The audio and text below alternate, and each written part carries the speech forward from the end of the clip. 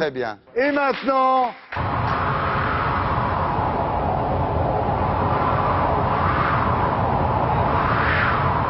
Voici Mike Horn.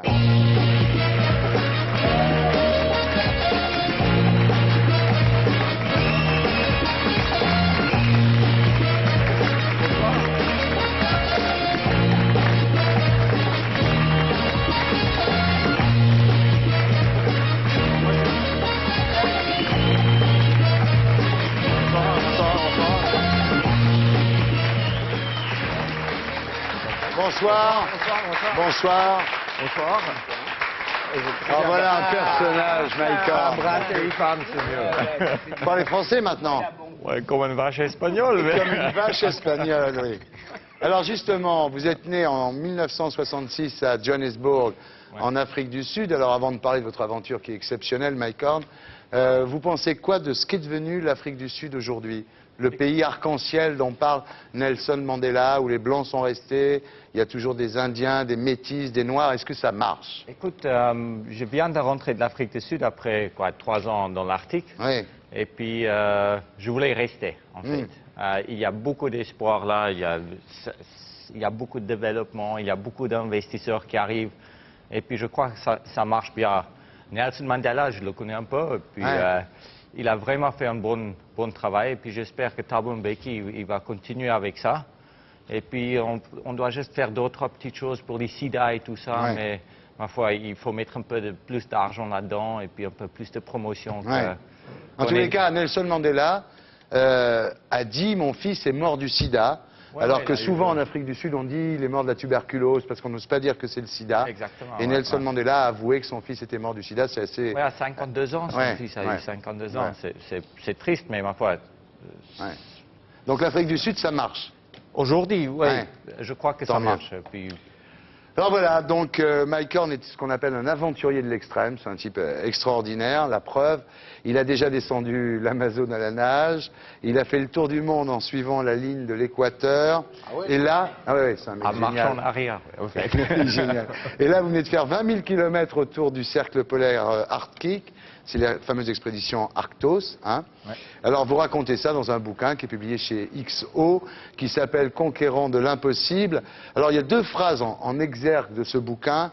La première, c'est une phrase de Alexis de Tocqueville. Nous appelons impossible ce qui n'a jamais été tenté. Voilà. Et la deuxième, elle est d'André Chédid, la grand-mère de M. Je dis ça pour les plus jeunes. L'impossible est le seul adversaire digne de l'homme. Voilà, les 2 phrases qu'il a collées en exergue de son bouquin. Alors, au départ, vous êtes d'origine hollandaise, c'est des Hollandais qui sont partis habiter en Afrique du Sud. Oui, français et hollandais. Et hollandais.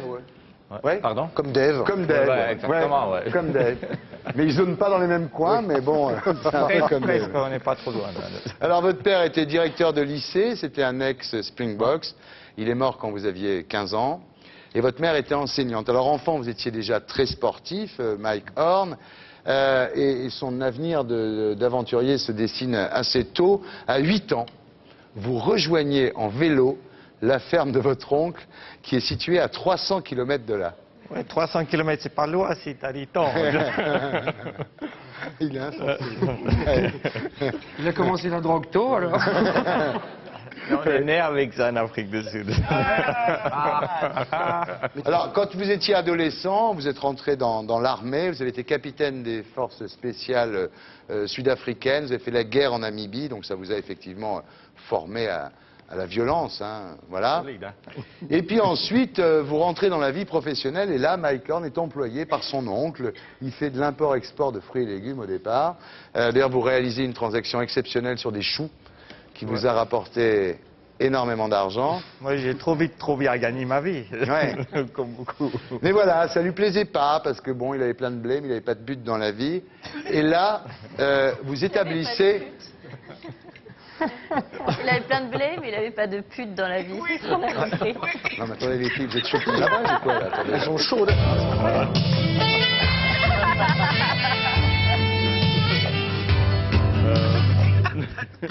pas pute, moi. Elles sont chaudes. J'ai bien les escons ce soir. Oh là là. On va s'ennuyer après l'émission. Bien. Donc là, vous établissez une liste des endroits de la jungle et des étendues glacées où vous aimeriez aller, et puis vous réunissez tous vos amis un jour. Ouais, quoi, j'ai eu tout ce que je voulais, et puis Ouais. ouais, je dis, mais c'était pas ça que je voulais. Et puis je disais, mais ce soir, je fais une grande fête chez moi. Et puis je viens d'acheter à Johannesburg une grande maison, il y avait une piscine et tout. Je disais à mes potes, écoute, viens. Et puis ce soir, je donne tout ce que j'ai à toutes mes potes. Et puis on a bu un peu d'hiver et tout ça. Ma sœur est avocate, elle a préparé tous les contrats. Ouais. J'ai donné tout à mes amis. Et puis je me retrouvais avec un sac à l'aéroport. Il a tout donné. Alors, à ce moment-là... qu'on ne soit pas connu. Alors. À ce moment-là, il va... Non, mais c'est extraordinaire. À ce moment-là, il va à l'aéroport. Et les seuls pays, en fait, où on pouvait aller, quand on était africain du Sud, sans visa, c'était Israël, la Suisse et l'Angleterre. Donc, il va à l'aéroport. À ce moment-là, il y a un avion qui part pour la Suisse. C'est comme ça que vous vous retrouvez à Zurich. Exactement. Exactement. Ouais. Sans rien connaître de la langue, sans rien connaître du pays. Alors, au début, c'était difficile quand même. Hein. Vous avez des... Oui, j'ai commencé il y a 360 km entre Zurich et Montreux. Ouais. Et puis parce que j'ai pas eu du travail, et puis j'ai pas eu de l'argent, j'ai décidé de faire ça à pied et puis de passer un peu vers les paysans pour demander s'il y avait du travail. Ouais. Puis c'était toujours un peu la même réponse, kein Ausländer, et hier arbeit kein Ausländer, qui est normal un peu. Ouais. Il disait que quoi, on n'engage pas des étrangers. Ouais. Et puis là, je disais, d'accord, écoute, ouais, quoi, je continue. Ouais. J'arrivais à Montreux, Ouais. j'ai commencé de voler juste pour rester vivant. Ah, vous avez volé vous avez volé des fruits, hein. Ah ouais, non, il faut que... Vous avez dormi dans des étables, vous avez dormi sous des ponts. Enfin, c'est incroyable parce qu'il y a quelque chose d'extraordinaire. C'est-à-dire qu'en Afrique du Sud, vous faisiez partie de la classe des possédants, de la classe des riches, des blancs à l'époque. Hein. C'était Ouais, bon, écoute, c'est encore on était pas l'apartheid. malheureux, non. Et puis un jour, vous arrivez en Suisse et vous vous retrouvez dans la position du noir, quoi, dans la position du type qui n'a pas de blé. Africains, c'est parce qu'ils ont bien regardé en Ouais. Suisse. Ouais, mais écoute, c'est sûr. Ouais. C'est sûr que si tu te trouves dans une situation un peu que tu n'as pas vraiment l'habitude, tu dis, soit tu rentres à la maison, mais Ouais. parce que j'ai eu rien à la maison, je dis, il faut que j'assume Ouais. mes responsabilités. Ah oui. Vous aviez, comme on dit, brûlé vos vaisseaux, c'est-à-dire que vous n'aviez plus de maison dans laquelle retourner, donc vous étiez obligé de continuer. Vous faites des petits boulots, vous vous installez en Suisse, vous rencontrez Cathy, qui deviendra votre femme, vous commencez à trouver des sponsors, enfin c'est un courage absolument extraordinaire. Et là, vous vivez votre première grande aventure en 1997, traversée de l'Amérique du Sud. Alors il part du Pérou. Il fait déjà 600 bornes à travers la cordillère des Andes, mais comme ça, tu vois. Genre, Comment il fait pour y aller au Pérou en avion? Ouais, J'ai une copain qui était pilote Oui. et puis... voilà. Donc il m'a va au organisé Pérou, une petite place. il fait 600 bornes dans la cordillère des Andes, jusqu'aux sources de l'Amazone, et là, vous descendez l'Amazone. Ouais, l'idée c'était... 6400 km Ouais, à la nage. L'idée c'était d'en fait traverser l'Amérique du Sud. Ouais. En solitaire, sans Ouais. assistance. Ouais.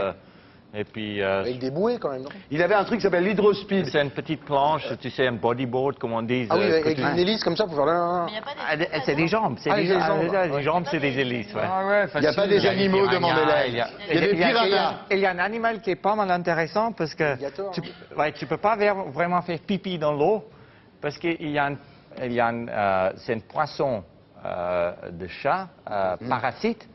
Dès que tu fais pipi, en fait, la urine, ça l'attire Il rentre. et ça rentre Eh oui. dans où il y a un trou. Tu Ouais. sais, et puis en fait, tu peux pisser dans l'eau, mais il faut regarder ton pantalon. Ouais, C'est ouais. ça. Ouais. C'est comme tu peux chier sur la place rouge, mais Ouais. tu peux pas enlever Voilà, ton pantalon. ouais. Donc il fait quand même 6400 km à la nage, donc, avec son hydrospeed pour descendre l'Amazone jusqu'à l'embouchure de l'Amazone dans l'océan Atlantique. C'est la première aventure du 6 mec. mois, ça a pris 6 mois. 6 mois. Deuxième grande aventure, qui a encore un exploit absolument unique, le tour du monde en solitaire par l'équateur, sans véhicule à moteur. Ah, l'idée, c'était de rester sur l'équateur et pas de m'éloigner plus que Ouais. 30 000 au nord Voilà. et 30 000 au sud. Et puis de partir de Gabon. Et quand vous quittez le Gabon, c'est la première fois que vous vous retrouvez seul sur un voilier. Ouais, j'ai jamais fait la voile en fait. J'ai winché en fait sur les bateaux de Laurent Bourgnon. Qui est un Ouais, il s'est copain. entraîné avec Laurent Bourgnon. C'est-à-dire, il part du Gabon pour traverser l'Atlantique. C'est la première fois qu'il est seul sur un voilier. Ouais. Alors ensuite, bon, il y a l'Amérique du Sud, vous traversez l'Amérique du Sud, l'Indonésie, avec les révoltes, avec les combats, tout ça, enfin, c'est extraordinaire. Et puis bon, voilà, vous êtes élu aventurier du XXe siècle quand même. Oui, il n'y avait personne d'autre, je crois, c'est pour ça. C'est ça. Il est génial, il est modeste. Il est super bien. Alors bon, on a vu donc la descente de l'Amazone à la nage, le tour du monde par l'équateur, et là, en février 2002, c'est Arctos, donc c'est la dernière expédition, celle que vous racontez dans votre bouquin, Conquérant de l'impossible. Donc 20 000 km autour du cercle polaire arctique, à contre-courant et à contre-vent. Alors, on lui dit, mais pourquoi, quand on fait 20 000 km autour du cercle polaire arctique, pourquoi vous le faites à contre-courant, à contre-vent? C'est sûr qu'il s'entend si bien que ça avec sa femme.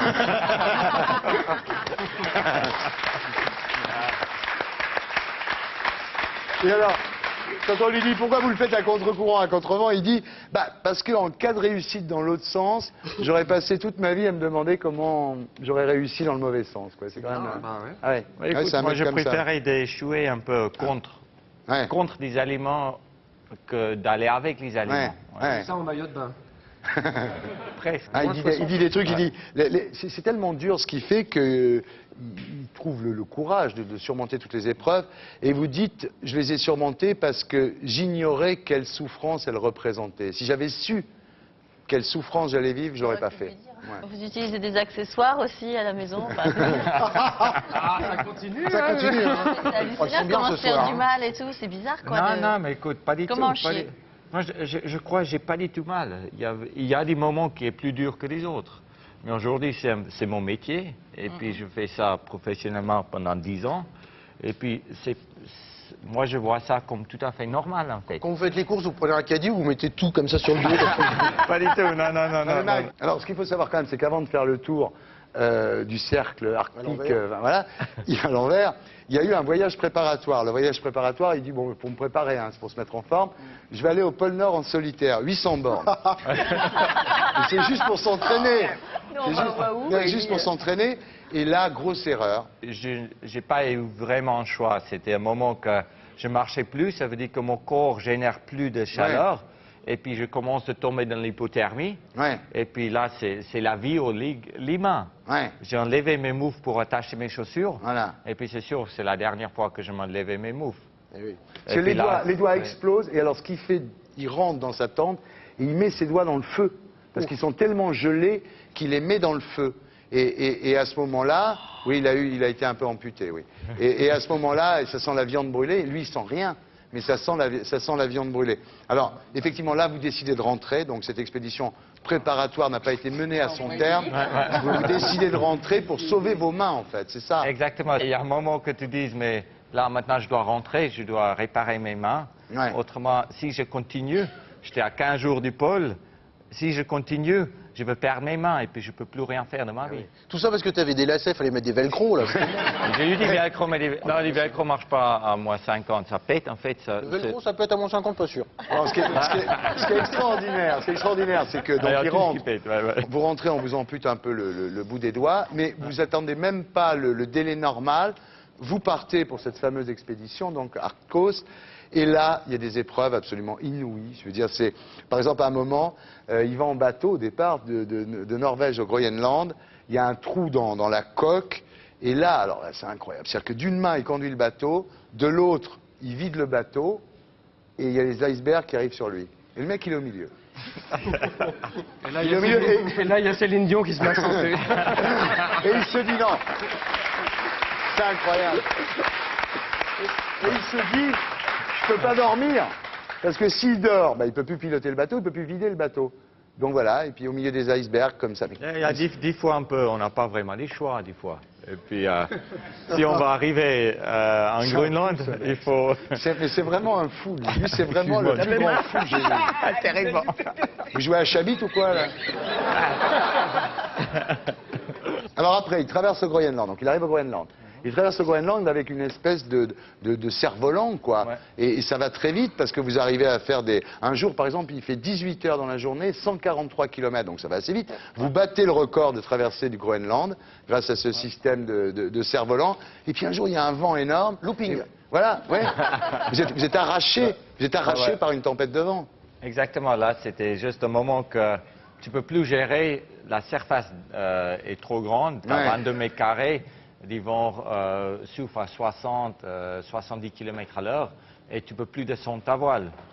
C'est sûr qu'il y a un moment que tu vas passer dans une crevasse, tu vas passer d'un peu de... C'est les flux du volant avec le professeur Maboulette. Ouais, ouais. Et puis là, c'est sûr, tu Ouais.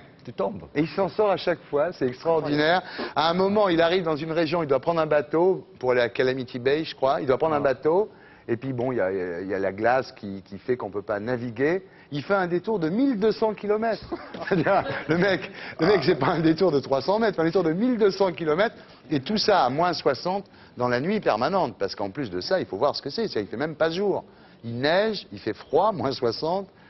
Il fait nuit. Ah, tu vois, Ouais, là, malheureusement, on a 3 mois de nuit où on n'a pas beaucoup de soleil ouais. au nord. Et puis dès que le soleil sort, ça Ouais. vient 24 heures sur 24. Et puis là, tu peux bien avancer. Alors, c'est extraordinaire parce que ce sont des régions où la vie humaine est impossible. C'est-à-dire que les seuls qui vivent là-bas, ce sont les Inuits. Mais eux, ils bougent pas. Ils restent, tu vois, ils vivent sur leur graisse, comme les ours, quoi. Ils vivent tout l'hiver sur leur graisse, Ils sont pas cons. en hein. attendant qu'il fasse beau, tu vois. Et lui, non. Lui, il avance là-dedans, dans ce pays. Donc, il n'y a même pas un Inuit qui fait ce que vous avez fait, quoi. Mais c'est parce que les Inuits sont pas cons, déjà. Ouais. Et puis, en plus, les Inuits chassent Ouais. au début de l'hiver. Voilà. Et puis, l'hiver, ils restent parce qu'ils ne voient rien. Ouais. Et puis, moi, si je restais, je crevais. Ça veut Ouais. dire que j'étais obligé de marcher, en fait, de rester vivant. Ouais.